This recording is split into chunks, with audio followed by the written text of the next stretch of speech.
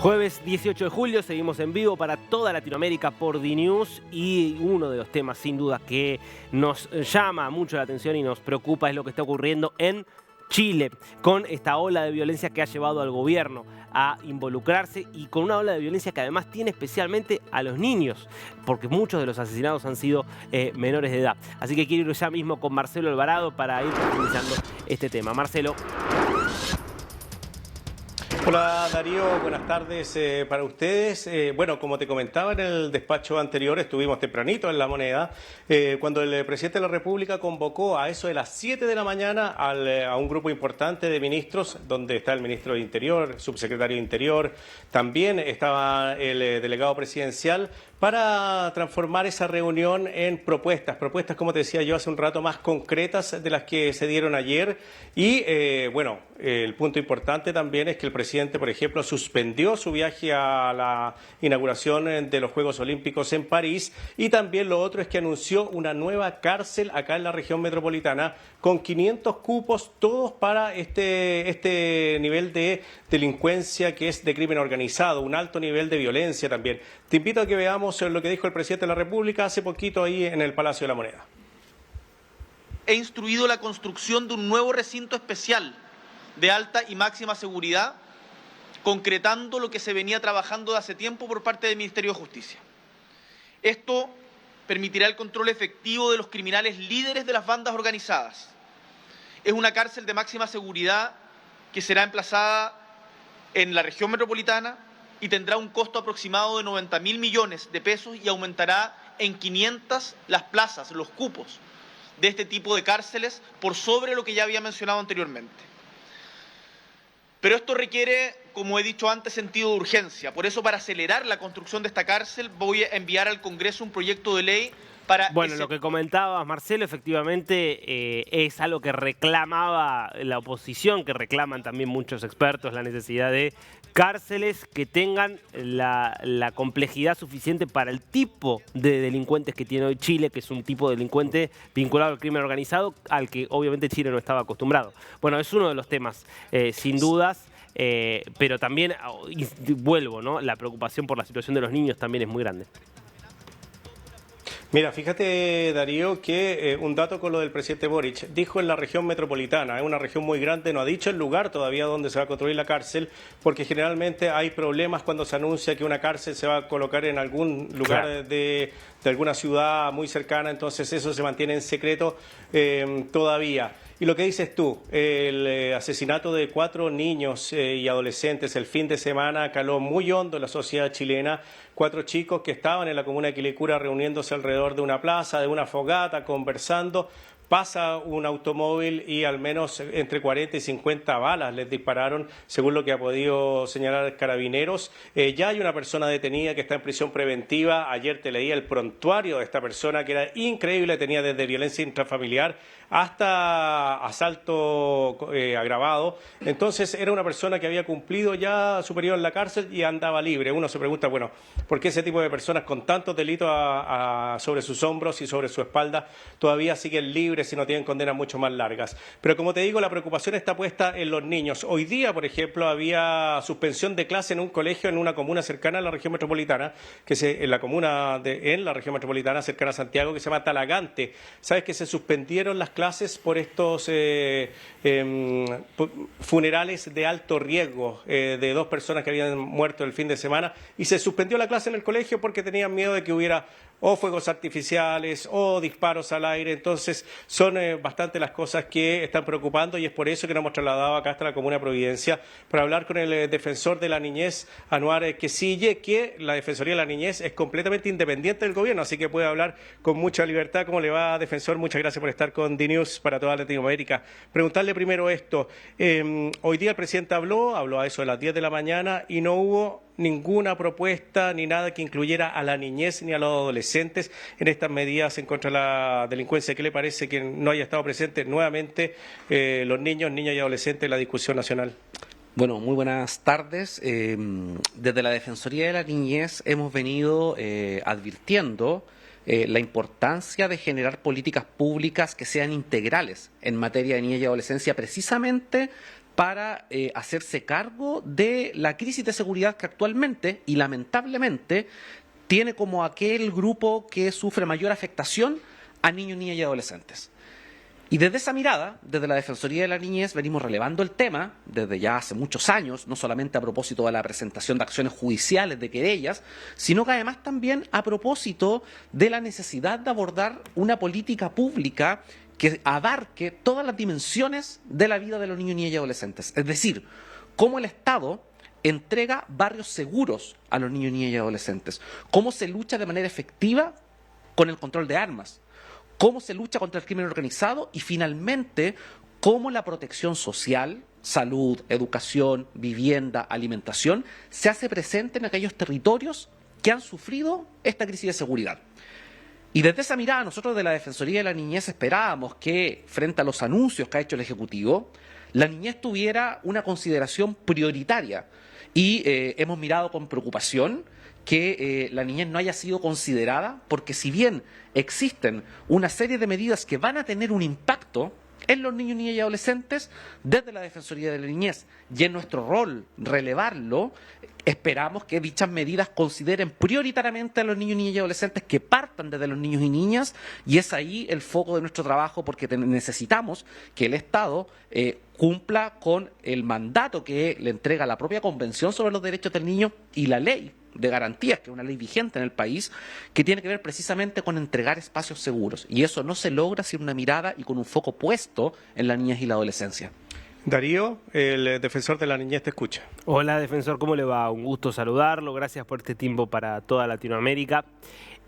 ¿Qué se hace con un niño de 12, 13 años que por ahí vive en un barrio donde hay poca presencia del Estado y por ahí empieza a estar en contacto, por ejemplo, con armas? Quizás no llegó todavía a cometer un delito, pero empieza a vincularse con ese mundo del delito.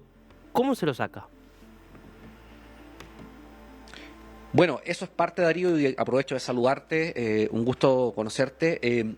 Eso es parte del diagnóstico que ha realizado la Defensoría de la Niñez, porque en lo que va de historia de funcionamiento de la Defensoría de la Niñez, que son 6 años en términos institucionales, somos una institución nueva, hemos tomado como eje prioritario de trabajo el tema de seguridad. Y eso nos lleva a presentar hasta la fecha cerca de 70 querellas y acciones criminales en las cuales nosotros hemos indagado en la vida y en las historias, ¿verdad?, en las trayectorias de los niños, niñas y adolescentes. Y como bien tú dices, los niños, niñas y adolescentes que terminan afectados por la crisis de seguridad tienen historias de protección, tienen historias de vulneración, tienen historias donde el Estado ha debido estar a propósito de programas de protección, pero esos programas no han sido efectivos y terminan fallecidos o terminan vinculados, ¿verdad?, con el crimen, siendo cooptados por bandas criminales, siendo foco o destinatarios, ¿verdad?, de algunas conductas que implican comisión del delito. Y eso se soluciona, por una parte, con una investigación policial que sea necesaria y una política de persecución que sea efectiva. En eso no nos equivocamos, pero principalmente mediante la presencia del Estado en los territorios. Cuando el Estado llega con salud, cuando llega con educación, cuando llega con protección social, es muy probable que esos niños, niñas y adolescentes no se vean involucrados en hechos delictivos ni terminen muertos. Por lo tanto, nuestra mirada, nuestro diagnóstico tiene que ver, en primer lugar, con medidas de corto plazo. Acá tiene que haber un mensaje claro, con sentido de urgencia y que involucra a los niños, niñas y adolescentes para precisamente tomar una medida y una respuesta a esta situación y esta oleada de violencia que está afectando a Chile. Pero por otra parte, no podemos perder el foco en que esto se soluciona con presencia de Estado, con protección social. Si no hay protección social, vamos a entregar una respuesta inmediata, pero vamos a terminar a largo plazo lamentando más muertes, lamentando más niñez afectada frente a la crisis de seguridad. Y en esas historias que ustedes han podido reconstruir en los últimos años, ¿qué papel tiene el fenómeno de la droga, de las adicciones en general, tanto en esos niños? Me pregunto si también hay un papel en adicciones que puedan tener los padres de esos chicos y que eso pueda también llevar a una mayor desprotección de los hijos. Sin duda, Darío, muchos de los casos que nosotros conocemos y en los que somos parte dentro del proceso judicial, la mayoría de estos casos están vinculados o tienen como móvil en alguna etapa, ¿verdad?, de la cadena las drogas o el consumo problemático de alcohol, ¿no? Ya sea porque los casos están asociados al tráfico de drogas o ya sea porque los niños, niñas y adolescentes crecen en un contexto de relación constante con el mundo de la droga, porque los papás y mamás tienen problemas, consumo problemático de drogas y alcohol, porque ellos mismos tienen adicciones que no han sido debidamente abordadas y finalmente estos casos son los que además confirman que se requiere una política integral, donde una política clara en materia de consumo problemático de drogas y alcohol es la base. Y acá cuando las familias están involucradas en estos hechos, el Estado debe contar con mecanismos y programas de acompañamiento a los padres y madres precisamente para alejar a los niños, niñas y adolescentes de estas conductas que lo único que hacen es terminar con su vida tal como hemos podido observar a propósito de los hechos que han ocurrido en los últimos meses en el país. Defensor, yo le hago una última pregunta y lo dejo ahí con mi compañero Marcelo. Está claro, el énfasis desde ustedes de la Defensoría está puesto en la prevención y hay mucho por trabajar en la prevención, en la contención. ¿Qué se hace cuando ya estamos ante un caso de un niño que cometió un delito y un delito grave? ¿Cómo se lo aborda? Porque está claro que algo hay que hacer, que el tratamiento tampoco puede ser igual que un adulto. Sí, bueno, ese es un tema que también desde la Defensoría de la Niñez hemos trabajado constantemente y como bien tú dices, Darío, cuando un adolescente comete un delito y frente a eso el sistema penal actúa, ya estamos frente a una actuación tardía. El Estado falló, la sociedad falló, las familias fallaron y finalmente ese adolescente termina relacionándose con el mundo delictual y frente a eso no nos podemos quedar impávidos y sin una conducta clara. Y esa conducta tiene que ver con la forma en que se robustece el sistema de reinserción. En Chile pasa algo bien paradójico, ¿no? Si bien en los últimos 6 años, a excepción del año 2023, donde se observa una alza en los delitos cometidos por adolescentes, en Chile la delincuencia juvenil venía bajando sostenidamente. Habían menos adolescentes relacionados con el delito y menos delitos que cometían los adolescentes. Pero si uno mira ¿cuál era el problema? El problema es que los adolescentes que están relacionados con el delito son los mismos y entran y vuelven al sistema penal cometiendo delitos más violentos. Y eso da cuenta que el sistema de reinserción no está siendo efectivo. El Estado ahora, y el gobierno particularmente, ha implementado el nuevo servicio de reinserción social juvenil, donde lo que se busca es que efectivamente los programas que atienden a niños, niñas y adolescentes que cometen delitos graves puedan ser destinatarios de programas efectivos para que no vuelvan a delinquir. Hay que tener mucho cuidado con las políticas que están teñidas de parafernalia. ¿Por qué?